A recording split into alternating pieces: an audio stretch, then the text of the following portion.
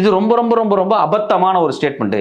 1947 அப்படிங்கிறது இந்தியாவை 200 ஆண்டுகளுக்கு அதிகமாக ஆட்சி செஞ்ச பிரிட்டிஷ்காரங்களை காந்தி, நேரு, பட்டேல் மாதிரியான முன்னோடி தலைவர்கள் அடிச்சு வெளியே துரத்திட்டு இந்தியாவுக்கு ஒரு சுதந்திரத்தை கொண்டு வந்தாங்க. அப்படி கொண்டு வரப்பட்ட சுதந்திரம் தொடர்ச்சியாக ஜனநாயக பூர்வமா பாதுகாக்கப்படணும் அப்படிங்கிறதுக்காக அண்ணல் அம்பேத்கர் மாதிரியான மிகச்சிறந்த அறிவாளிகள் உட்கார்ந்து ஒரு அரசியலமைப்பு சட்டத்தை எழுதினாங்க.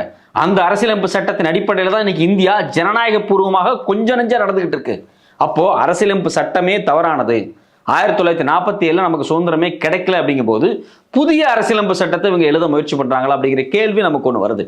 47 சுதந்திரம் கிடைக்கல அப்படின்னா இந்த ராமர் கோயிலுக்கு பிறகு அப்படின்னா ராமர் கோயில் அப்படிங்கிற குறியீடு என்ன அப்படின்னு தான் ராகுல் காந்தி வெளிப்படையாக கேட்கிறாரு. இந்த பேச்சை நம்ம யாரோட ஒப்பிட்டு பார்க்கலாம் அப்படின்னா கவர்னர், அதாவது தமிழ்நாடு கவர்னர் RN ரவி இருக்கார் இல்லையா, அவர் ஒரு 4-5 மாசத்துக்கு முன்னாடி ஒரு வார்த்தை சொல்லியிருந்தார். அவர் என்ன சொன்னார் அப்படின்னா, இந்தியாவில் அரசியலமைப்பு சட்டம் வருவதற்கு முன்னாகவே சனாதன தர்மம் இங்கு இருந்து